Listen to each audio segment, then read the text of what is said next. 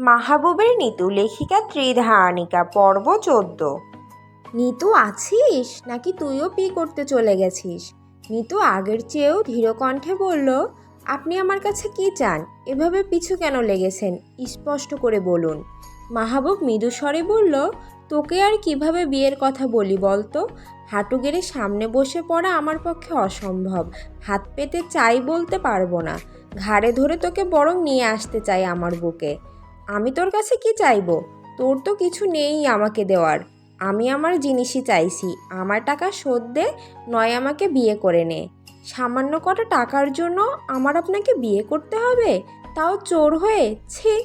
মাহবুব মনে মনে বলল, তুই বড্ড অবুঝ নিতু। এই যে আমি তোকে বিয়ের জন্য প্রপোজ করে ফেললাম, প্রপোজের মতো সুন্দর একটা বিষয় না দেখে শুধু অ্যালিগেশনটাই দেখছিস। বারবার বলছিস আমি তোকে চোর বলছি। আরে চোর কি তুই নাকি? চোর তো আমি। তোর জিনিসপত্রগুলো তো সেই কবে থেকে আমি চুরি করছি। কিন্তু মুখে বলল, নিতু শোন, আমি এত কিছু জানি না। টাকা দিয়ে দে নয়তো বিয়ে। আরও দুটোর মধ্যে একটাও না পারলে জেলে যা। এখন তুই ডিসাইড কর কোনটা করবি। দেখুন, সেরকম হলে কিন্তু আমিও আপনার উপর মামলা করতে পারি, মানহানি মামলা। তো কর না, বসে আছিস কেন? যা কর। এই মাহবুব কোনো মামলা ফামলা ডরায় না। মাহবুবকে মামলার ভয় দেখিয়ে সত্যকে মিথ্যা করা যাবে না। তাহলে আপনিও ভালো করে শুনে নেন, আমাকেও জেলের ভয় দেখিয়ে টাকা আদায় করা যাবে না।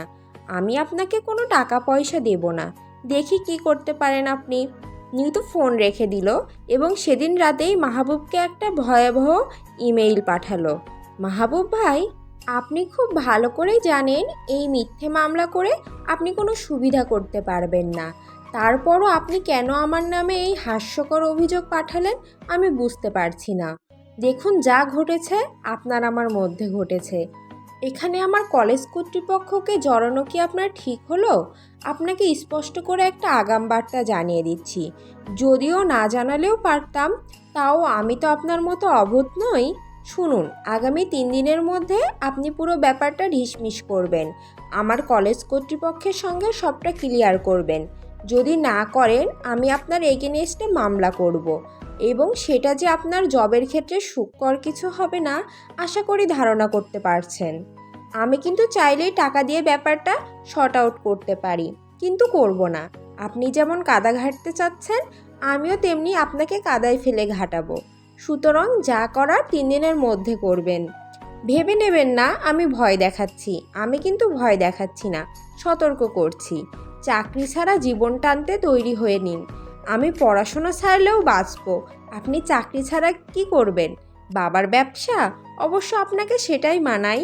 বাপের ছাড়া তো নিজের কিছু করবার সাধ্যই নেই। থাকলে কি আর মামলা করে একটা মেয়ের কাছে হাত পাততে হয়? ছি! শুধু আমার পরিবার আমাকে ভদ্রতা শিখিয়েছে বলে আমি আপনাকে পুরো ব্যাপারটা ভদ্রভাবে মেটাতে বললাম। না হলে ভদ্রতার বাইরের ভাষাও আমার জানা আছে। আশা করি আপনি আপনার চাকরিকে যথেষ্ট ভালোবাসেন। ইমেইল পড়ার সঙ্গে সঙ্গেই মাহবুব ফোন করলো অ্যাডভোকেট মনিরুল সাহেবকে। হ্যালো মনিরুল সাহেব। স্যার, এত রাতে? শুনুন, মামলাটা ঢিসমিস করে ফেলুন। পার্টির কলেজে জানিয়ে দিন যে আমি মামলা তুলে নিচ্ছি। বলেন কি স্যার, এত তাড়াতাড়ি? পার্টি কি টাকা দিয়ে দিয়েছে? না, পার্টি ভয় পায়নি। মনে হচ্ছে ঝামেলা বাড়বে। আপনি নিতুর কলেজে এক্ষুনি একটা ইমেল পাঠিয়ে দিয়ে ইনফর্ম করে দিন যে পুরো ব্যাপারটা শর্ট আউট হয়ে গেছে। জি স্যার, আমি দেখছি। মাহবুব ফোন রেখে দীর্ঘশ্বাস ফেলল। এবার তাকে নতুন কিছু ভাবতে হবে। মামলা ফামলায় নিতু কাবু হবে না। অন্য কিছু দরকার। নিতুকে হাতে আনতে অন্য কিছু দরকার। জাদুমন্ত্রের মতো কিছু থাকলে ভালো হতো। নিতুর কলেজের সঙ্গে যোগাযোগ করে মাহবুব সবটা মিটিয়ে ফেললো ঠিকই, কিন্তু সেই ঘটনার পর নিতু যেন পুরো হয়ে গেল। মাহবুব অনেকভাবে যোগাযোগের চেষ্টা করলো, ফোন করলো, চিঠি লিখলো, নিতু কোনোভাবেই কোনো জবাব দিল না। শেষমেশ সে নিতুর রুমমেট লারার সঙ্গে যোগাযোগ করলো, তাতেও কাজ হলো না। নিতু কোনোভাবেই আর যোগাযোগ করলো না।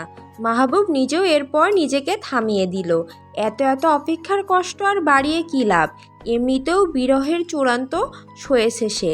চুপ করে কেউ যদি ভালো থাকতে পারে তবে থাকুক ভালো। মাহবুব মরে যাওয়া অবধি অপেক্ষা করতে পারবে। হয়তো অপেক্ষায় মরে যাবে সে, তবুও পারবে। এক সময় না এক সময় তো নিতু আসবেই দেশে, তখন দেখা যাবে। মাহবুবের এই মরণ অপেক্ষায় করুণাময় সদয় হলেন। এর কিছুদিন পরেই রুবা দেশে এলো এবং জানা গেল নিতুর টার্ম ফাইনাল শেষ করেই নিতু আপাতত চলে আসবে। মাহবুব যেন হাঁফ ছেড়ে বাঁচল। যাক, অন্তত একটু তো আশার আলো দেখা গেল। এবার মাহবুব ওই আলোতে একটু একটু করে তা অন্ধকারের রাস্তাটা ঠিক খুঁজে নেবে। পরের সময়টা কাটতে লাগলো মাহবুবের অনিশ্চিত অপেক্ষায়, দুঃসহ ব্যথায়। মাহবুবের এই মুহূর্তে মাথার চুল ছিঁড়তে ইচ্ছে করছে। একটু আগেই সে একটা কঠিন দুঃসংবাদ পেয়েছে। যদিও সংবাদটা ছিল, কিন্তু পরিস্থিতির কারণে সেটা দুঃখজনক হয়ে গেছে। 6 মাসের জন্য তাকে বিশেষ প্রশিক্ষণে জাপান যেতে হবে। একটু আগেই সেই চিঠিটা পেয়েছে। সারা বাংলাদেশ থেকে বিমান বাহিনীর 38 জন কর্মকর্তা যাচ্ছে, এর মধ্যে সে একজন। ব্যাপারটা নিশ্চয়ই আনন্দের, কিন্তু মাহবুবের জন্য এই মুহূর্তে চরম দুঃখের। আগামী 6 তারিখে নিতু ফিরছে। সে ভেবে রেখেছে নিতু ফিরলেই বিয়ের কথাটা বলবে। যা হওয়ার হবে, পৃথিবী তোলপাড় হোক, ঝড় হোক, তুফান হোক, সে নিতুকেই বিয়ে করবে। আর কত, আর অপেক্ষা সম্ভব নয়। এখন দেখো, বিয়ের বদলে ঘাড়ের উপরে ট্রেনিং জুটেছে। যে করেই হোক এই ট্রেনিংয়ে থেকে তাকে মুক্তি চাই।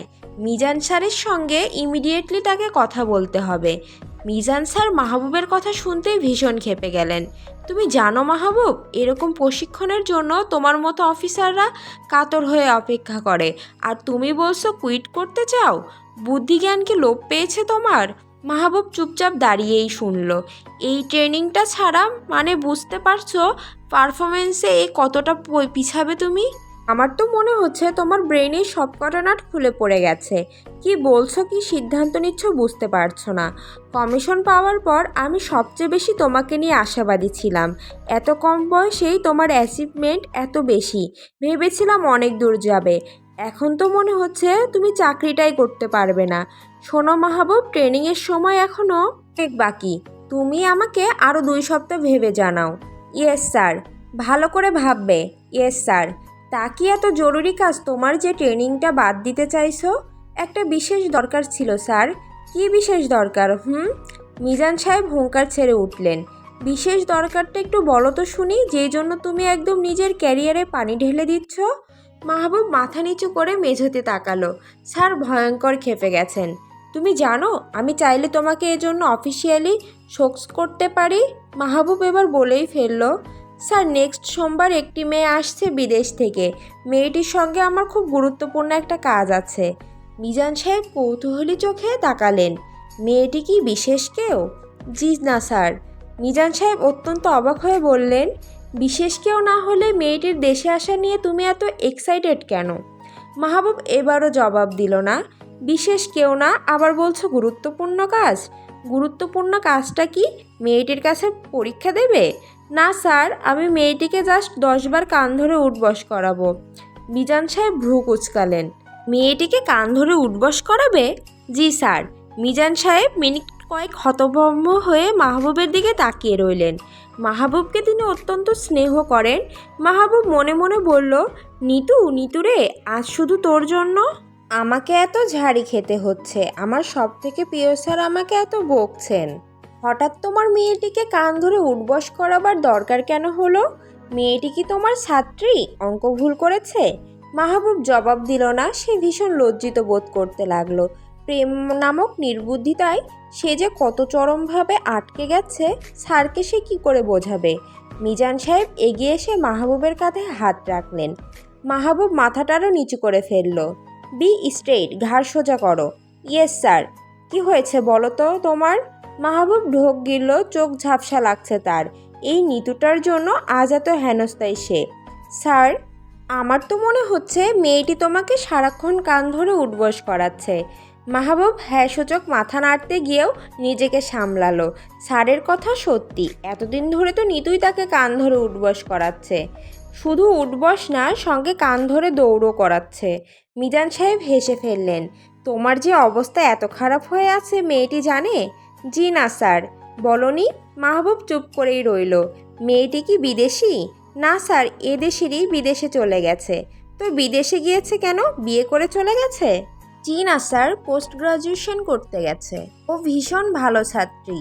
পড়তে গেছে বলে এত মন খারাপ করার কি আছে? মরে তো যায়নি। এমন একটা ভাব করছো যেন এই মুহূর্তে ওর কবরে মাটি দিয়ে এলে। তোমার ব্যাপারটা কি বলো তো? তুমি কি ওকে ভালোবাসো নাকি? খুব দীর্ঘশ্বাস ফেলল। মিজান সাহেব মাহবুবকে ইশারায় বসতে বললেন।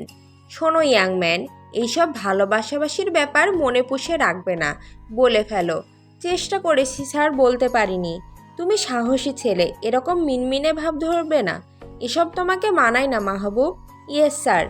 মনে নেই সেই যে রাষ্ট্রপতির কুচকাওয়াজের অনুষ্ঠানে তুমি প্যারেড কমান্ডার হয়েছিলে?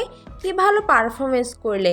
কুচকাওয়াজ শেষ করার সময় যখন রাষ্ট্রপতি থেকে পারমিশন নিতে গেলে কি তেজি কণ্ঠ তোমার, আকাশ বাতাস পর্যন্ত কাঁপিয়েছিলে। আমি তো স্টেজে বসে তোমার কমান্ডিং শুনে বারবার কেঁপে উঠেছিলাম। কত অল্প সময়ে ফ্লাইট লেফটেন্যান্ট হলে, কত চৌকস অফিসার তুমি, অথচ এখন তোমার অবস্থাটা দেখো। নিজের ভালোবাসার কমান্ডিংটাও কিছুতেই ঠিকঠাক দিতে পারছো না। ডানা ভাঙা পাখির মতো চিচি করছো। জি স্যার, এখন যাও, ট্রেনিংয়ের ব্যাপারে আরও 2 সপ্তাহ চিন্তা করো। ট্রেনিং স্কিপ করা যাবে না। সময় নাও। মেয়েটির কি নাম জানো? নিতু, নিশান্তিকা চৌধুরী নিতু। নিতুর সঙ্গে কথা বলো, এখনও যথেষ্ট সময় বাকি। Yes sir. মাহবুব উঠে দাঁড়ালো। মিজান সাহেব মৃদু স্বরে বললেন, তোমাকে আমি নিজের ছেলের মতো দেখি, এটা তুমি জানো তো? জি স্যার। তোমার জন্য ভীষণ ভালো একটা ক্যারিয়ার ওয়েট করছে Mahbub, don't deny it. Yes sir. Mahbub Mizan স্যারের রুম থেকে বেরিয়ে এসে বড় করে নিঃশ্বাস ছাড়ল। তার ট্রেনিংয়ে আরও কিছুদিন বাকি। নিতু ফিরে আসা মাত্রই বিয়ে করে ফেলতে হবে। বাকি সব বিয়ের পর দেখা যাবে। আজ রাতেই তাকে বড় মামার সঙ্গে কথা বলতে হবে। তার আগে সে কি একবার নিতুর সঙ্গে কথা বলবে? বলাই যাক। নিতুকে বেশ কয়েকবার ফোন করেও পাওয়া গেল না। নিতু কল ব্যাক করলো যখন, তখন রাত 2টো বাজে। মাহবুব জেগেই ছিল, তাও ফোন ধরল না। মাত্র একটিবারের রিংয়েই ধরবে না সে ফোন। যাকে বিয়ে করার জন্য মাহবুব মরে যাচ্ছে, সে মাহবুবের ফোন ধরে না। মাহবুব নিজেও তো সস্তা বস্তু নয় যে একবারই ফোন ধরবে। নিতু একবারই ফোন করলো, আর নয়। মাহবুব জেগে পুরো রাতটা ওয়েট করলো নিতুর ফোনের জন্য। ফোন এলো না। নিতুটা এত কেন অপেক্ষা করায় মাহবুবকে? সে কি জানে না এই পৃথিবীতে তার এক কথায় প্রাণ দিয়ে ফেলার মতো একমাত্র মানুষ এই মাহবুব একজনই আছে? মাহবুব মনে মনে বলল, এইবার তোকে একবার কাছে পেয়ে নি নিতু। মনে রাখিস, হয় তোর জন্য মরবো, নয়তো তোর হাতে মরবো।